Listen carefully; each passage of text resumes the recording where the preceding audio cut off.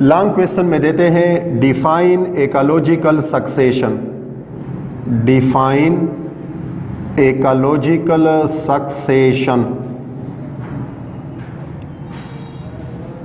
Define ecological succession long question में। Second इसके साथ होता है describe the different types. Describe the different types मुख्तलिफ केस में डिफरेंट टाइप्स या काइंड्स। डिफरेंट टाइप्स या kinds of ecological succession. Of ecological succession. और तीसरा इसके साथ होता है give the example of ecological succession. Give the example of ecological succession. तीन बातें हैं इस क्वेश्चन में। Give the example of ecological succession. पहली बात कि डिफाइन इकोलॉजिकल सक्सेशन। दूसरी बात यहाँ पर कि इसके टाइप्स या काइंड्स, अक़साम। अब अक़साम हम दो तरीक़ों से तकसीम करते हैं। और तीसरा इसका कोई एग्ज़ाम्पल, इसी के मुताबिक कोई एग्ज़ाम्पल। तो ये हमें लॉन्ग क्वेश्चन में देते हैं पेपर में।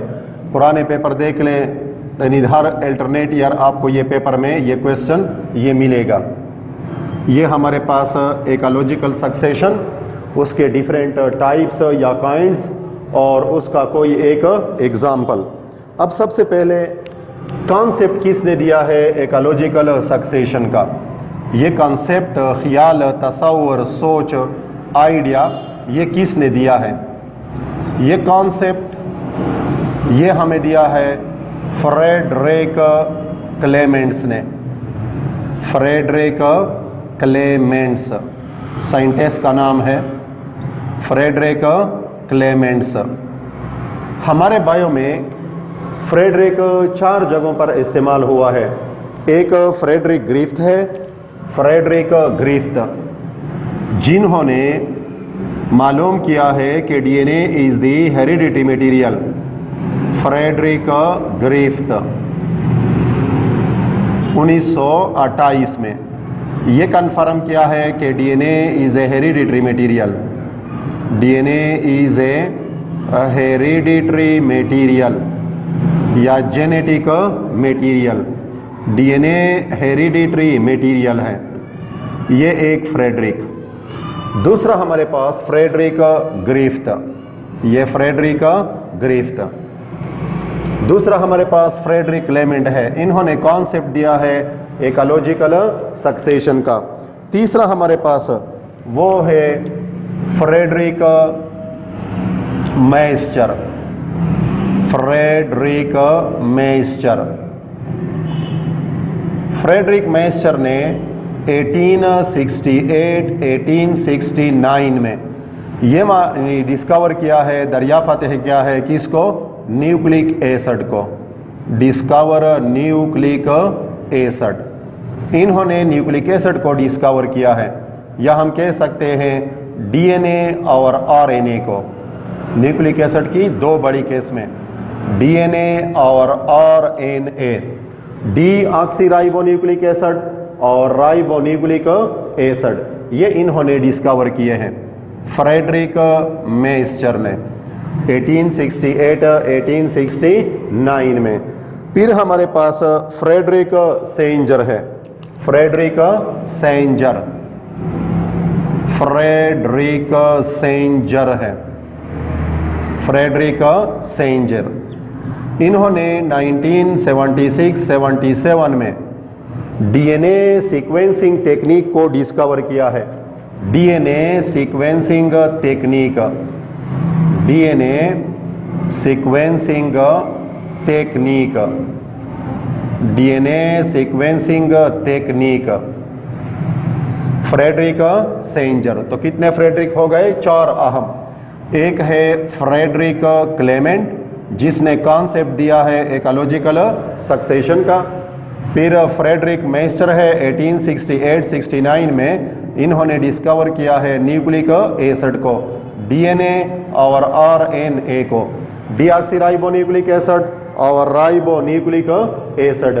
और फ्रेडरिक ग्रिफ्थ है, उन्होंने ये कहा है कि DNA is a hereditary material. और फ्रेडरिक सेंजर है 1977 में इन्होंने डीएनए सीक्वेंसिंग टेक्निक या मेथड ये डिस्कवर किया है, जिस पर फिर इनको दिया गया है नोबेल प्राइज, नोबल इनाम फिर इस टेक्निक पर इनको दिया गया है, फ्रेडरिक सेंजर। अब सबसे पहले हमारे पास डिफिनीशन है किसकी, इकोलॉजिकल सक्सेशन की, कि इकोलॉजिकल सक्सेशन को हम डिफाइन किस तरह करते हैं। तो 3 तरीकों से इसकी आप डिफिनीशन कर सकते हैं, इसकी हम तारीफ कर सकते हैं 3 तरीकों से।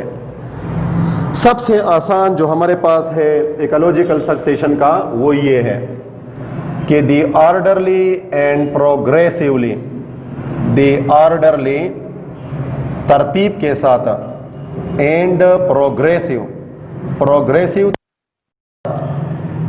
दी orderly and progressive replacement, replacement of one plant community, of one plant community by another plant community, by another plant community, by another plant community until hatta a relatively, until a relatively nisbatan, a relatively stable community, until a relatively stable community occupy the area, occupy वो कब्जा कर ले, the area उस जगह पर, occupy the area, तो is called, is called। तो फिर हम क्या लिखेंगे, इकोलॉजिकल सक्सेशन, कि ये हमारे पास इकोलॉजिकल सक्सेशन है, is called ecological succession, is called ecological succession. The orderly तरतीब के साथ एंड प्रोग्रेसिव तरक्की के साथ रिप्लेसमेंट, रिप्लेसमेंट का मतलब एक को हटाना और दूसरे को लाना, of one plant community by another plant community, until ये उस वक्त तक होगा जब एक प्लांट कम्युनिटी आएगी दूसरे को रिप्लेस करेगी, ये उस वक्त तक होगा जब तक relatively stable community, relatively stable community उस जगह को ऑक्युपाई ना कर ले। तो जब stable community, relatively stable community उस जगह को ऑक्युपाई करती है तो इस अमल को हम क्या कहेंगे, इकोलॉजिकल सक्सेशन कहेंगे। तो ये कॉन्सेप्ट हमें किसने दिया है, फ्रेडरिक क्लेमेंट्स ने दिया है 20th सेंचुरी में।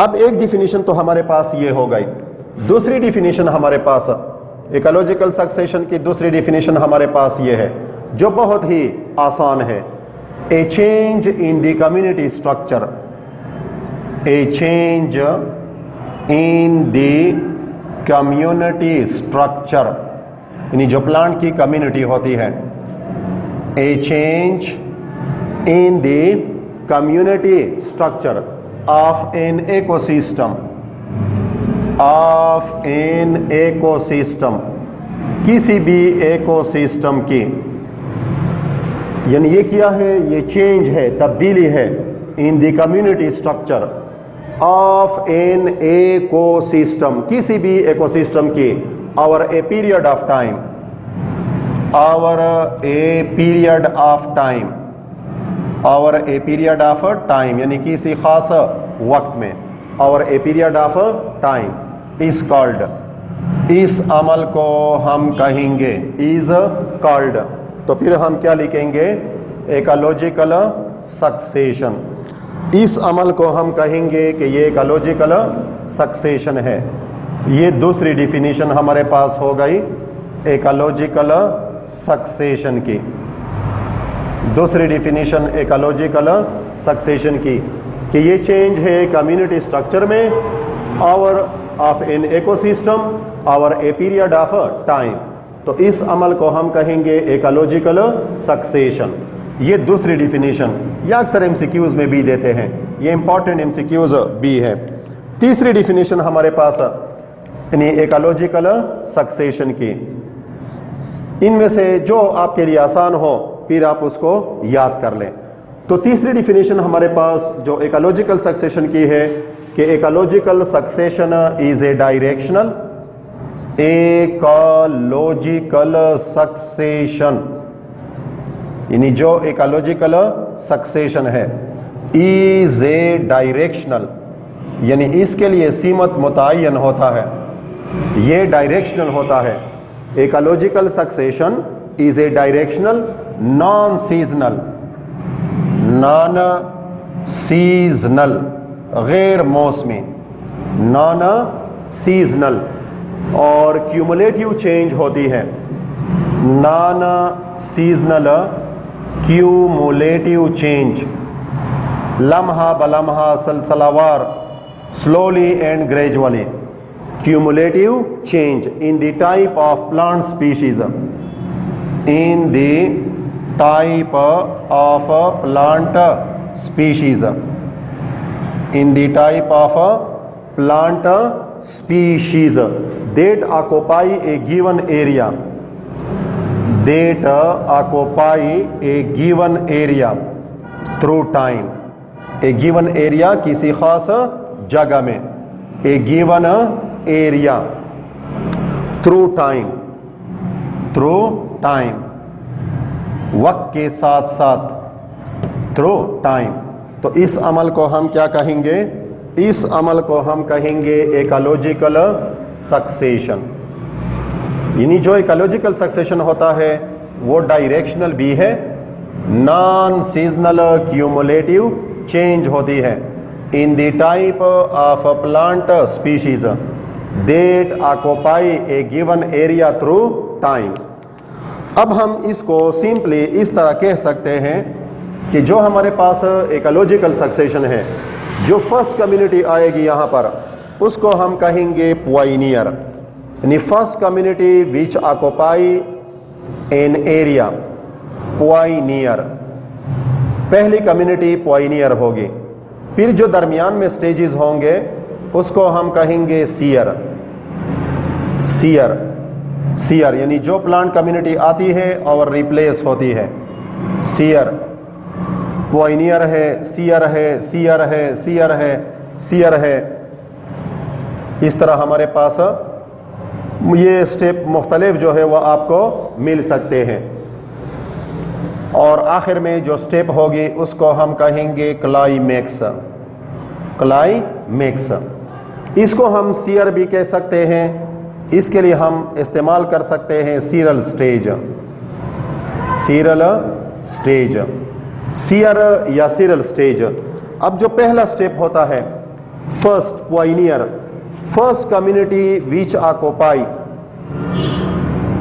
या establish in an area, first community, first community which establish in an area, which establish in an area, in an area in ecological succession, in ecological succession। यानी ecological succession में जो first community किसी area में अपने आप को establish कर ले उसको हम कहेंगे पायनियर। दरमियान में जो स्टेज आएगा, यानी जो प्लांट कम्युनिटी आएगी और उसको दूसरी कम्युनिटी रिप्लेस करेगी, उसके लिए हम वर्ड इस्तेमाल कर सकते हैं सीयर या सीरल स्टेज का, सीयर या सीरल स्टेज, सीयर या सीरल स्टेज, सीयर या सीरल स्टेज।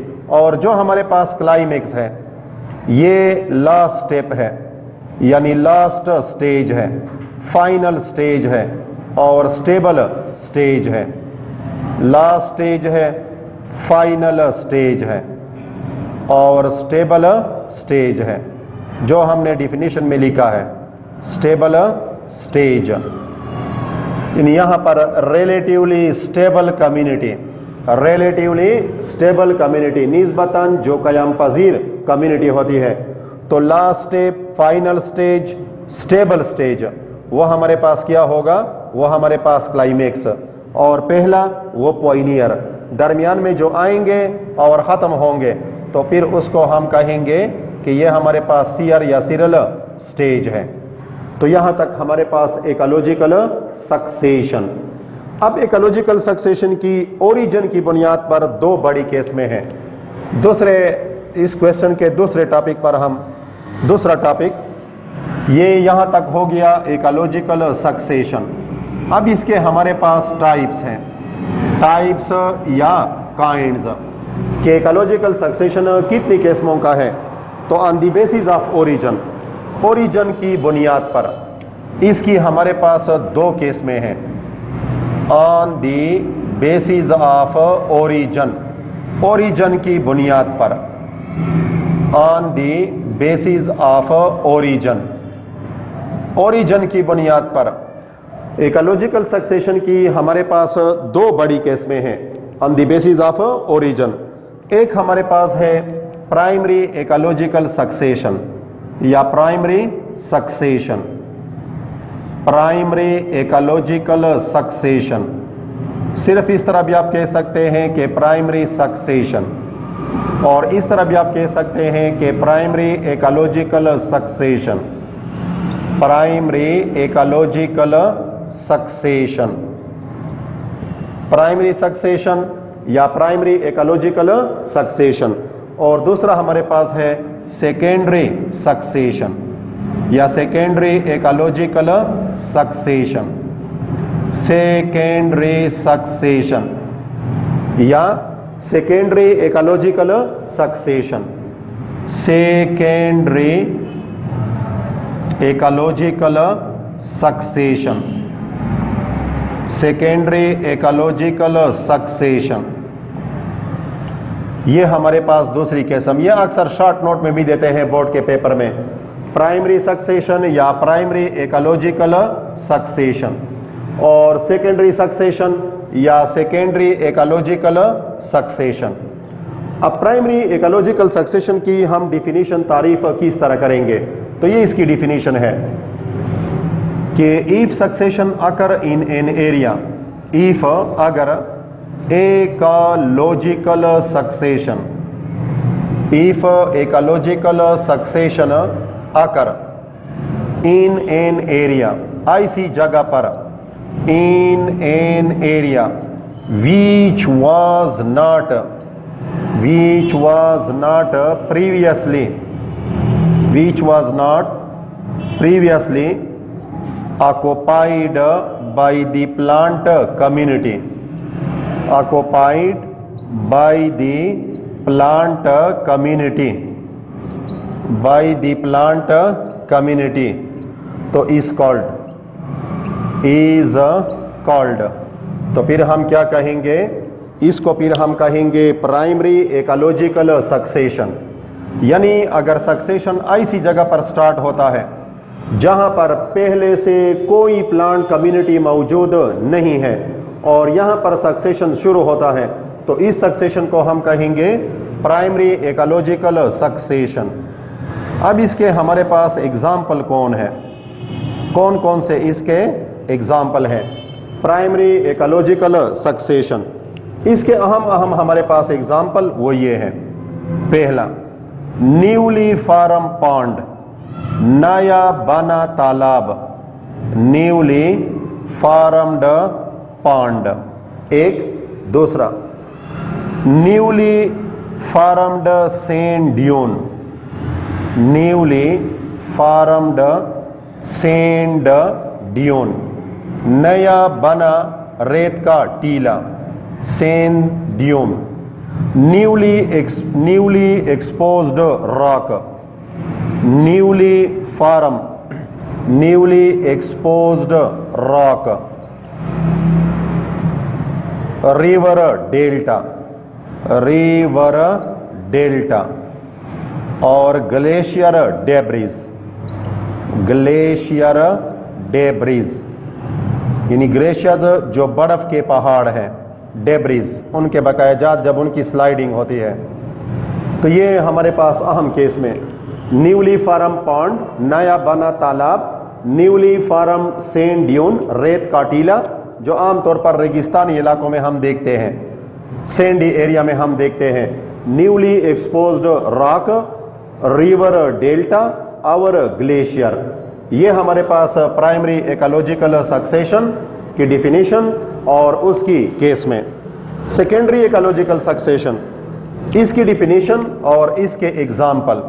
अब सेकेंडरी इकोलॉजिकल सक्सेशन, ऐसा succession if ecological succession start या आकर, if ecological succession, ecological succession, यहां पर हम लिख सकते हैं बिगिन, बिगिन शुरू हो जाए, आगाज हो जाए, बिगिन्स इन एन एरिया। और इस तरह यहां पर if ecological succession begin in an area, शुरू हो जाए, आगाज उसका हो जाए, begins in an area which was previously occupied, which was previously यानी यहां पर पहले से मौजूद थे, which was previously occupied by the plant community, by the plant community यानी यहां पर पहले से प्लांट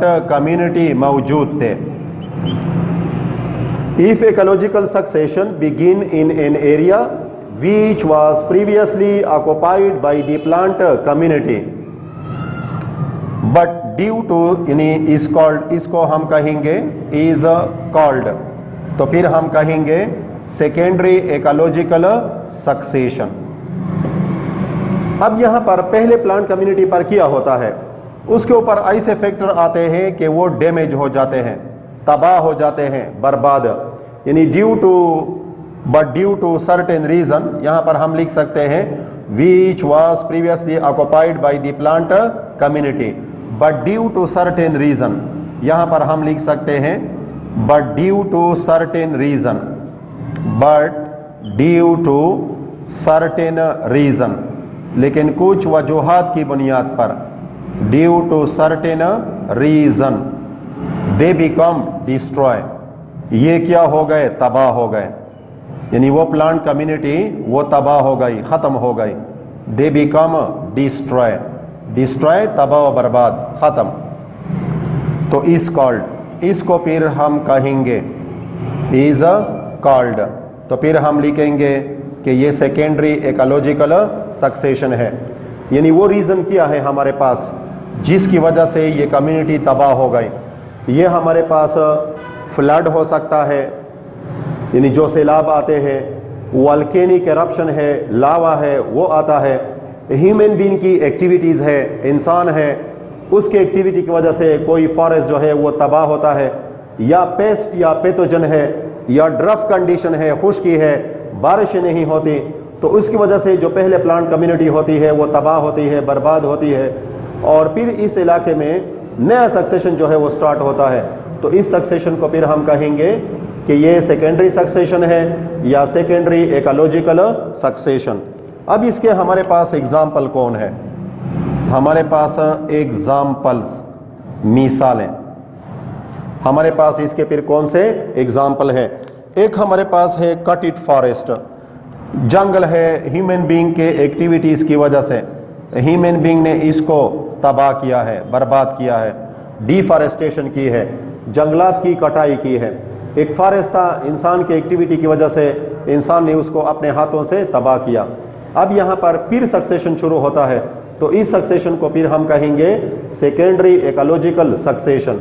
यहाँ हमारे पास क्रॉप लैंड है, क्रॉप लैंड, कोई ज़मीन है, उसमें कोई फसल थी, अब इंसान ने इसको काट लिया, अब फिर यहाँ पर सक्सेशन शुरू होता है, तो इसको हम कहेंगे सेकेंडरी इकोलॉजिकल सक्सेशन। अब प्राइमरी सक्सेशन ये उस जगह पर शुरू होता है जहाँ पर कोई प्रीवियसली कोई प्लांट कम्युनिटी मौजूद नहीं होती।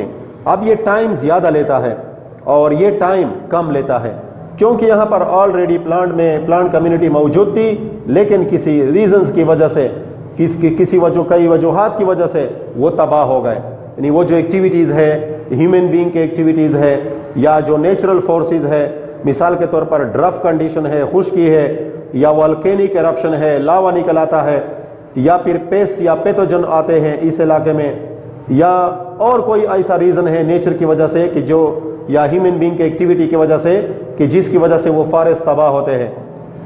अब फिर जब यहाँ पर इकोलॉजिकल सक्सेशन शुरू होती है तो इसके लिए हम वर्ड इस्तेमाल करेंगे सेकेंडरी इकोलॉजिकल सक्सेशन का। यह हमारे पास कट इट फॉरेस्ट और क्रॉप लैंड, ये दो केस में है हमारे pass on the basis of origin. जब हम देखते हैं on the basis of habitat, habitat की बुनियाद पर कि इकोलॉजिकल सक्सेशन के कितने टाइप्स हैं, ये हमारे पास टाइप्स या kind on the basis of origin, types या kinds on the basis of origin. दूसरी तकसीम हमारे पास वो है टाइप्स या kind on the basis of, types या kinds on the basis of habitat, on the basis of habitat. Types या kinds on the basis of habitat, habitat की बुनियाद पर इकोलॉजिकल सक्सेशन की केस में तो तीन बड़ी केस में है। हैबिटाट की बुनियाद पर इकोलॉजिकल सक्सेशन को तीन बड़ी किस्मों में तकसीम करते हैं।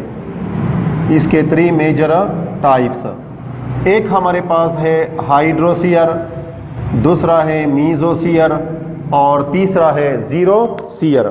तीन बड़ी केस में हाइड्रोसियर या हाइड्रार्क, हाइड्रोसियर या इसको हम कहेंगे हाइड्रार्क, हाइड्रोसियर या हाइड्रार्क। दूसरे को हम कहेंगे मीजोसियर, मीजोसियर या मीजार्क, मीजार्क। और तीसरे को जीरोसियर या जीरार्क, जीरोसियर या जीरार्क, जीरोसियर या जीरार्क। तीन केस में जिस तरह हम कहते हैं कि हाइड्रोफाइट, मीजोफाइट, जीरोफाइट। हाइड्रो का लफ्ज़ जहां पर भी इस्तेमाल होगा तो उसका मतलब होगा वाटर। और सियर, सियर इकोलॉजिकल सक्सेशन में हमने पढ़ा कि पहला पॉइनियर आएगा, फिर दरमियान में सियर या सीरियल स्टेज होते हैं। सियर का लफ्ज़ जहां पर भी इस्तेमाल होगा तो हमारे जहन में आना चाहिए इकोलॉजिकल सक्सेशन और हाइड्रो वाटर।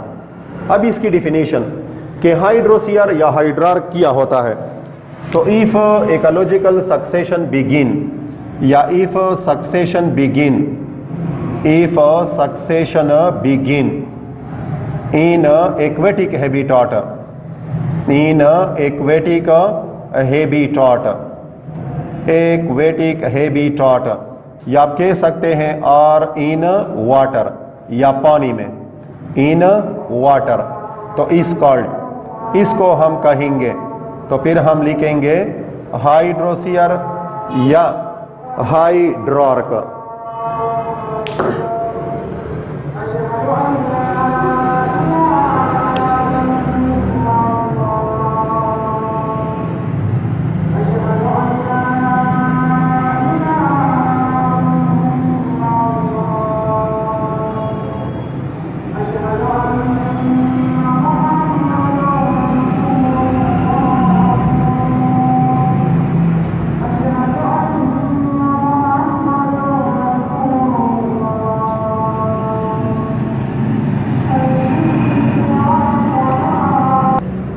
हैबिटाट की बुनियाद पर तीन बड़ी किस्में हैं, हाइड्रोसियर या हाइड्रार्क, मीजोसियर या मीजार्क, जीरोसियर या जीरार्क।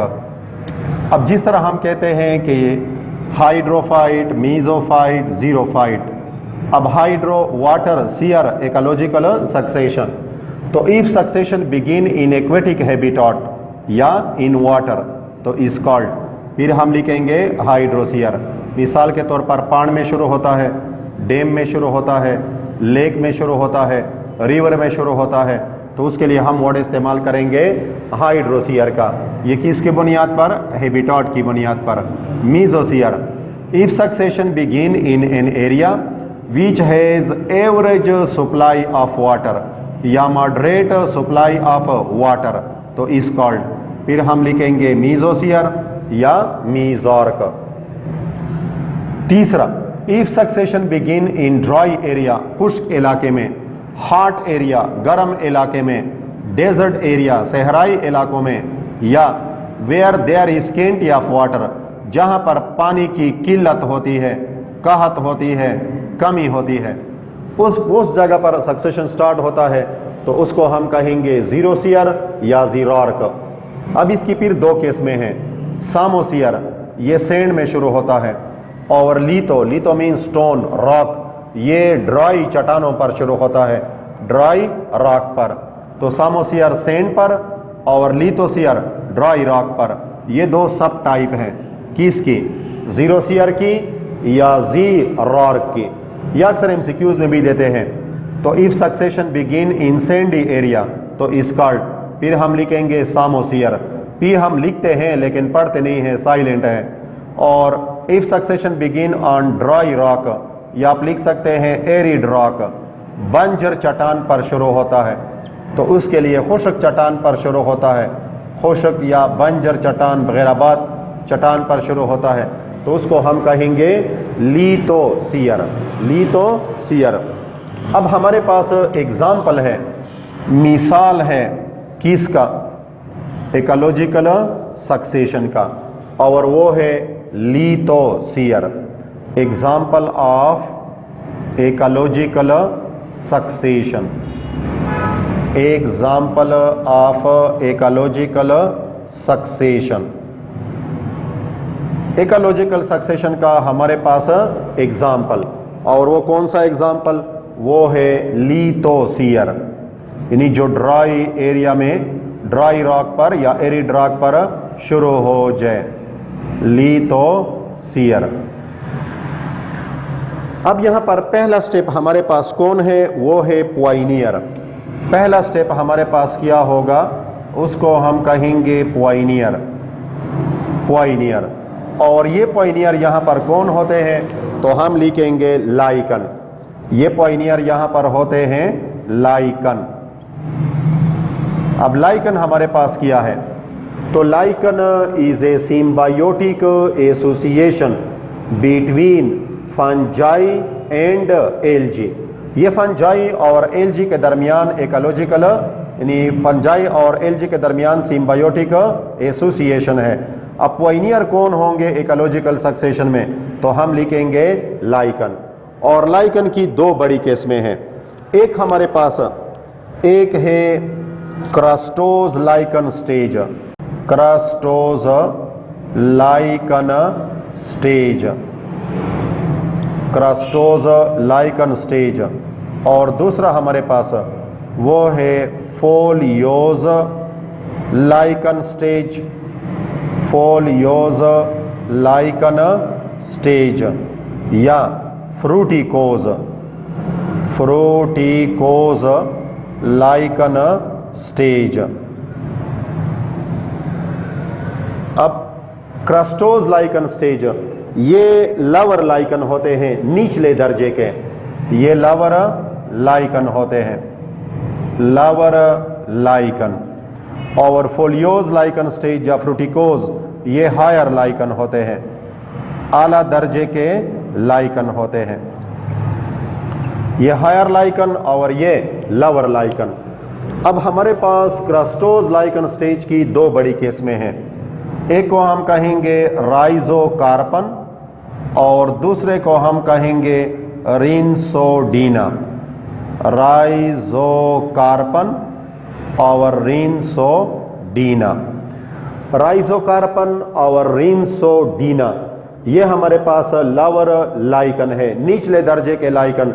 जिस तरह हम कहते हैं lower vascular plant, higher vascular plant, lower fungi, higher fungi, lower chordate, protochordate, higher chordate, इस तरह यहाँ पर ये लवर लाइकन है। तो इसके लिए आप 3 अल्फाबेट को याद रख लें, CRR, C crustose lichen stage, R Rhizocarpon और R रिंसोडीना। तो ये इसके एग्जाम्पल आपको फिर याद रहेंगे। फोलियोज लाइकन स्टेज, ये हमारे पास इसके एग्जाम्पल है परमिलिया और डर्मेटोकार्पन। इसके दो बड़े एग्जाम्पल हैं, परमिलिया और डर्मेटोकार्पन। एक एग्जाम्पल परमिलिया है और दूसरा हमारे पास डर्मेटोकार्पन है। ये अहम एमसीक्यूज भी है।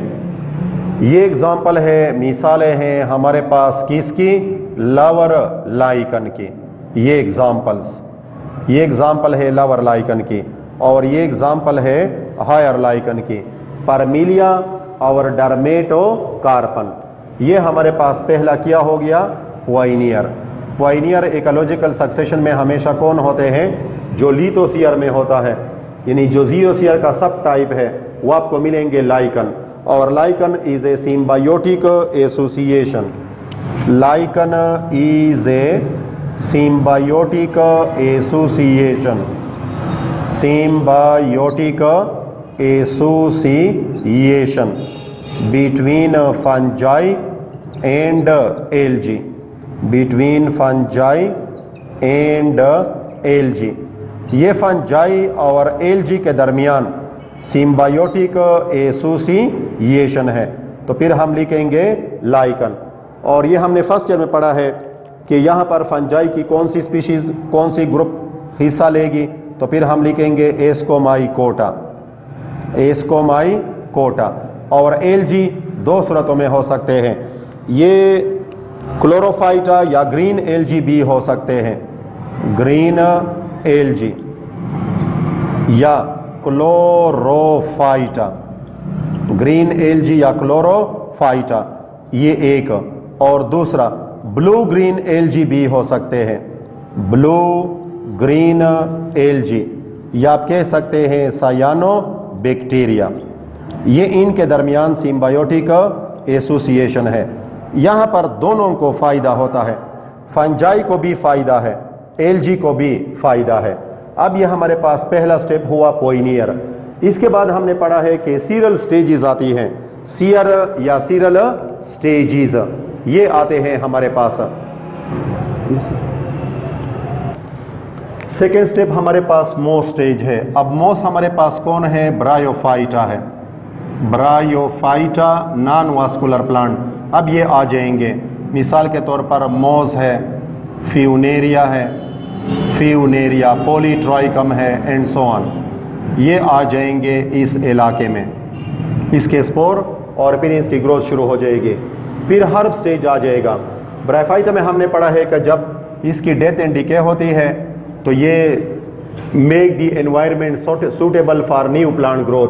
फिर इस इलाके में हर्ब्स आ, यहाँ पर अब हर्ब्स आ जाएंगे, हर्ब्स। हर्ब्स के बाद यानी यहाँ पर फिर साइल की फॉर्मेशन शुरू हो जाएगी, ज़मीन में क्रैक्स आ जाएंगे, तो फिर कौन आ जाएंगे, यहाँ पर श्रब्स आ जाएंगे। फिर इसके बाद यहाँ पर ट्रीज़, उसके सीड या एनिमल के ज़रिए या एयर या विंड के ज़रिए यहाँ पर पहुँच जाते हैं। फिर आखिर में कौन बन जाएगा, फॉरेस्ट। और जो हमारे पास लास्ट स्टेज बनेगी, लास्ट स्टेज या फाइनल स्टेज या जो फाइनल है, लास्ट है या स्टेबल स्टेज है, स्टेबल स्टेज, उसको हम कहेंगे क्लाइमेक्स। अब अगर single type of plant community है तो उसको हम कहेंगे मोनोक्लाइमेक्स। अगर different types of plant community है तो उसको हम कहेंगे पॉलीक्लाइमेक्स। तो पहला हमारे पास यानी पॉइनियर है। अब ये दरमियान में जो स्टेजेस आ गए और ख़त्म हो गए, इसको हम कहेंगे सीयर या सीरल स्टेज। और ये हमारे पास कौन है, लास्ट स्टेज, फाइनल स्टेज या स्टेबल स्टेज, जिसको हम कहेंगे क्लाइमेक्स। और वो भी दो सूरतों में, या मोनोक्लाइमेक्स या फिर पॉलीक्लाइमेक्स। तो ये हमारे पास इकोलॉजिकल सक्सेशन, उसके टाइप और उसका एग्जाम्पल।